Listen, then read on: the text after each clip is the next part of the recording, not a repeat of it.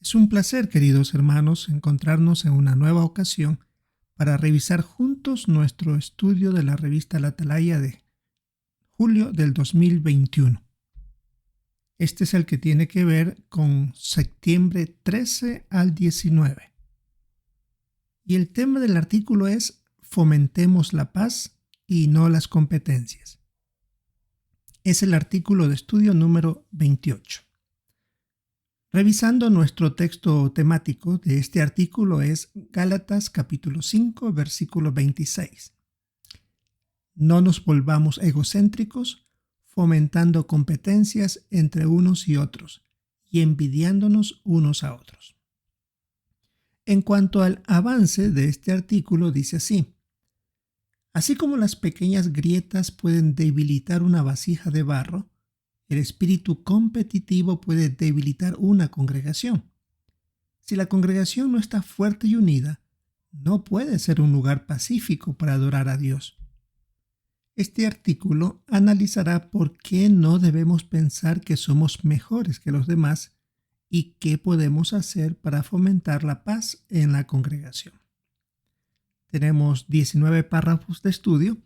Empecemos con el primero. La pregunta es: ¿a qué puede llevar el espíritu competitivo?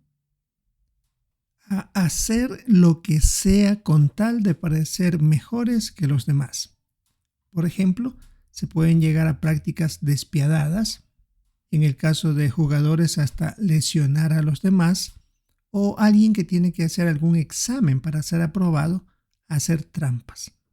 Todo eso está mal y puede que hasta nosotros lleguemos a este punto si es que no nos cuidamos. En el párrafo 2 la pregunta es: ¿qué veremos en este artículo? Hablaremos sobre qué defectos nos pueden llevar a querer parecer mejores que nuestros hermanos y vamos a analizar algunos ejemplos de siervos fieles que no se dejaron llevar por este espíritu de competir. Empecemos con el subtítulo: Hagámonos un autoexamen. El párrafo 3 dice: ¿qué preguntas debemos hacernos? Aquí hay algunas. La primera: ¿necesito compararme con otros para así sentirme bien conmigo mismo? Otra más: ¿qué me impulsa a trabajar en la congregación? Una más: ¿es un deseo de ser mejor que los demás o al menos mejor que cierto hermano o hermana? Una más: ¿o es sencillamente mi deseo de darle lo mejor a Jehová? Y termina diciendo, pues, ¿por qué es importante responder estas preguntas? Porque debemos ver realmente si nos estamos ajustando a lo que dice la palabra de Dios. Revisemos el párrafo 4. ¿Por qué no debemos compararnos con los demás? Como dice Gálatas 6, 3 y 4. Bueno, tenemos que leer el texto bíblico y dice así: porque si alguien se cree que es algo cuando no es nada, se está engañando a sí mismo. Pero que cada uno examine sus propias acciones y entonces tendrá razones para alegrarse por lo que él mismo ha hecho, sin compararse con otra persona. Regresando a la pregunta, decía: ¿por qué no debemos compararnos con los demás? Como dice Gálatas 6, 3 y 4. Porque nos podemos volver orgullosos. El texto dice ahí: si alguien se cree que es algo cuando no es nada. Aquí habla de una hermana Caterina. Ella dijo: tenía la costumbre de compararme con otras hermanas que parecían más bonitas, más hábiles en el ministerio y más amigables. Eso me hacía sentir que no valía para nada. Así que, si tenemos esa costumbre, debemos recordar que Jehová no nos atrajo a Él por nuestra belleza o facilidad de palabra o popularidad, sino porque estamos dispuestos a amarlo a Él y a escuchar a su Hijo. Hay una variedad en la congregación y nosotros somos parte de ella. Párrafo 5. ¿Qué aprende usted de lo que le pasó a un hermano llamado Hyun? Según menciona el párrafo, menciona que este hermano de Corea veía a otros como rivales porque tenían privilegios en la congregación y como que había ese espíritu de competencia. Él dice que los criticaba y casi nunca estaba de acuerdo con lo que decía. También reconoce que la actitud de él provocó divisiones en la congregación. Qué bueno que él hizo cambios. Y ahora, según dice la experiencia, es un anciano muy bueno, que sin duda ahora está ayudando mucho en la congregación y ya no fomenta este tipo de competencias, sino fomenta la paz. El subtítulo dice: no seamos egocéntricos ni envidiosos. El párrafo 6. Según Gálatas 5:26, ¿qué defectos pueden llevarnos a manifestar un espíritu de competencia? Gálatas 5:26 dice: no nos volvamos egocéntricos, fomentando competencias entre unos y otros y envidiándonos unos a otros. Volviendo a la pregunta 6, dice: según Gálatas 5:26, ¿qué defectos pueden llevarnos a manifestar un espíritu de competencia? Uno de ellos es el egocentrismo, es decir, ser orgulloso y egoísta. Y el otro es la envidia, es decir, desear lo que otro tiene y desear que no lo tenga. Y esto tiene que ver con el odio. Todo esto está envuelto con ese tipo de sentimientos y eso no deseamos ser, como lo dice muy bien Gálatas 5:26. El párrafo 7. ¿Qué ejemplo nos ayuda a entender los daños que provocan el egocentrismo y la envidia? Se pone como comparación las impurezas que pueden haber en el combustible de un avión.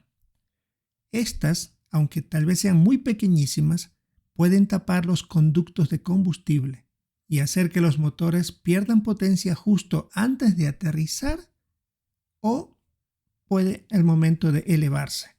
Y eso puede hacer que se estrelle, que haya un accidente fatal. Un cristiano que tenga las características de ser egocéntrico y envidioso puede dejar de servir a Jehová, se va a hacer daño a sí mismo y por supuesto va a perjudicar a otros miembros de la congregación. Puede ser algo pequeño aparentemente, pero el daño puede ser desastroso. En el párrafo 8 la pregunta es: ¿cómo podemos luchar contra el egocentrismo? Se decía que el egocéntrico es alguien orgulloso y egoísta. Y evitamos serlo cuando nosotros pensamos que los demás son superiores a nosotros, que tienen más talentos, más habilidades y por eso deberíamos alegrarnos. Y esas habilidades y talentos deben ser para alabar a Jehová. Y debemos nosotros concentrarnos en las buenas cualidades que tienen estos hermanos y, si nosotros somos los que tenemos dichas habilidades, usarlas para alabar a nuestro Dios. El asunto o el punto de fondo es que queremos fomentar la paz y la unidad en la congregación. El párrafo 9, la pregunta es: ¿qué nos ayudará a controlar la tendencia a la envidia? Cuando somos modestos, es decir, cuando reconocemos nuestras limitaciones. Y vamos a tratar entonces ahí de aprender de los demás, de ver buenos puntos en ellos y tratar de ponerlos en práctica si esto fomenta nuestro crecimiento espiritual y también la paz en la congregación. Por ejemplo, se ponen casos aquí: si un hermano presenta buenos discursos públicos, podríamos preguntarle cómo lo prepara. Si una hermana cocina muy bien, pedirle algunos consejitos para mejorar. Si un joven tiene habilidades para ser amigos, podemos pedirle sugerencias para ver cómo hacerlo. Todo eso nos hará ver que otros tienen una habilidad diferente, mejor a la nuestra, y los admiraremos hasta cierto punto por esto. Ahora tenemos que ver ejemplos bíblicos que nos van a enseñar. Dice: aprenda de los ejemplos bíblicos. Párrafo 10. ¿Qué situación afrontó Gedeón? En el libro de los Jueces, en el capítulo 8, se menciona la victoria que tuvo Gedeón con 300 hombres. Cuando la tribu de Efraín se enteró lo que había conseguido Gedeón, más bien que irlo a felicitar por esa victoria con el apoyo de Jehová, fueron a reclamar por qué no los había tomado en cuenta a ellos. Como dice el párrafo, estaban concentrados en proteger el honor de la tribu y no pensar en lo más importante, que es honrar el nombre de Jehová y la protección que él dio a su pueblo. En el párrafo 11 dice: ¿cómo respondió Gedeón a los hombres de Efraín? la manera como trató con ellos al decirles, ¿y qué hice yo en comparación con lo que han hecho ustedes? Y les recordó cómo Jehová los había bendecido a ellos. Es decir, resaltó buenas cualidades. Con eso se calmaron y dejaron a un lado su orgullo y pudieron entonces ahora sí seguir todo en paz. Así que como Gedeón, también él estuvo dispuesto a dejar al lado su orgullo porque él tenía como exaltarse por lo que había conseguido en la victoria, prefirió ir al punto principal, resaltar cualidades que ellos tenían. En el párrafo 12, ¿qué aprendemos de los efraimitas y de Gedeón? Que no queremos preocuparnos tanto por proteger nuestro honor, más bien exaltar y honrar a Jehová. En el caso de Gedeón, en vez de molestarse, vio las cosas desde el punto de vista de ellos. Bueno, es verdad, no los tomamos en cuenta, pero ustedes tienen tales y tales privilegios, etc. De esa manera se trató de buscar la paz. Algo que nosotros también deberíamos hacer. Felicitar a algún hermano o hermana que haya hecho algo bien. Y para eso se necesita ser humilde, para reconocer que la otra persona tiene algo mejor que nosotros. Y tenemos ahí un dibujo donde se ve como Gedeón está conversando con esta tribu. Tiene que haber sido un momento tenso, pero él lo hizo para mantener la paz. Y resultó. Realmente ayudó mucho a que no pase a mayor cosa. Veamos otro ejemplo en el párrafo 13. ¿Qué problema tenía Ana y qué hizo? En el primer libro de Samuel, el capítulo 1, se relata que esta mujer era la esposa de Elcaná, y él tenía otra esposa llamada Peniná. Esta mujer siempre estaba humillándola porque no podía tener hijos. Aún así, Ana no buscó vengarse de Peniná, más bien acudió a Jehová, como dice el relato del primero de Samuel, y le pidió a Jehová que la ayudara y si era posible que le contestara una oración. Confió en Jehová. Y luego dice el relato que su tristeza desapareció de su cara, según el capítulo 1, versículos 10 al 18. Párrafo 14. ¿Qué aprendemos del ejemplo de Ana? Primero, que no queremos pagar mal con mal, como dice Romanos 12, sino más bien que debemos saber controlarnos a nuestra reacción. ¿Para qué vamos a provocar? Mejor dejemos que las cosas se mantengan en su rumbo y procuremos mantener la paz interior. Si vemos ahí en el dibujo, se ve a Ana que después de haber solicitado a Jehová una petición y confiando que él iba a ayudarle, puede verse el rostro donde ella está más tranquila, como que se hubiera sacado un peso de encima y dejado las cosas en manos de Jehová, a pesar de la situación que le esperaba en su casa. Veamos ahora el párrafo 15. ¿En qué se parecían Apolos y Pablo? Los dos tenían un enorme conocimiento bíblico. Eran maestros muy influyentes y conocidos y habían ayudado a muchos a hacerse discípulos. Pero no se veían como rivales, sino más bien como colaboradores. En el párrafo 16, ¿qué clase de persona era Apolos? En Hechos capítulo 18 se dice que era un hombre que venía de un centro cultural muy reconocido como Alejandría, era un buen orador y conocía muy bien las escrituras. Cuando este cristiano estuvo algún tiempo en Corinto, claramente algunos prefirieron acudir a él o verlo como un mejor maestro que hasta el mismo apóstol Pablo, según relata en 1 Corintios 1, 2 y 13, cuando alguien decía, yo soy de Apolos. ¿Fue él el que promovió esta manera de dividirse? No, porque más tarde el apóstol Pablo hasta le pidió que regresara a Corinto. Y si él hubiera sido un fomentador de esto, pues por supuesto que no hubiera pedido esto el apóstol. Y un punto que se resalta es el aparecido en Hechos 18, 24 al 28, donde Áquila y Priscila, matrimonios cristianos, le ayudaron a él a explicar con mayor exactitud el camino de Dios. Es decir, que entienda algunos puntos que no lo estaba haciendo tan bien. Y él no se opuso, dejó que ellos le ayudaran. Eso demostraba que era una persona humilde, aceptaba consejos. El párrafo 17. ¿Qué hizo Pablo para fomentar la paz? Reconoció la labor que estaba haciendo Apolos. Él no se vio amenazado por él. Es más, Pablo era humilde, modesto y razonable, y sin duda también reconocía que podía haber algunos puntos de donde rescatar de Apolos como un buen orador, por ejemplo. Así que él no estaba fomentando esta división, ni se veía amenazado. En el párrafo 18 la pregunta es, en armonía con 1 Corintios 4, 6 y 7, ¿qué aprendemos de los ejemplos de Apolos y Pablo? En estos versículos dice así: Hermanos, he dicho estas cosas usándome a mí y a Apolos como ejemplos para su beneficio, para que aprendan de nosotros esta regla. No vayan más allá de las cosas que están escritas. Así no se llenarán de orgullo y no se pondrán a favor de uno y en contra de otro. Pues, ¿quién hace que tú seas diferente a los demás? En realidad, ¿qué tienes tú que no hayas recibido? Entonces, si lo recibiste, ¿por qué vas presumiendo como si no lo hubieras recibido?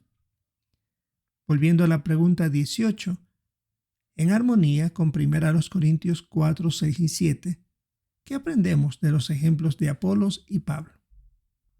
Bajo inspiración, Pablo está indicando claramente que lo que ellos tenían no eran de su propiedad, sino que recibieron de parte del Espíritu de Jehová. Así que hay que reconocer que todo se logra con el apoyo de Dios.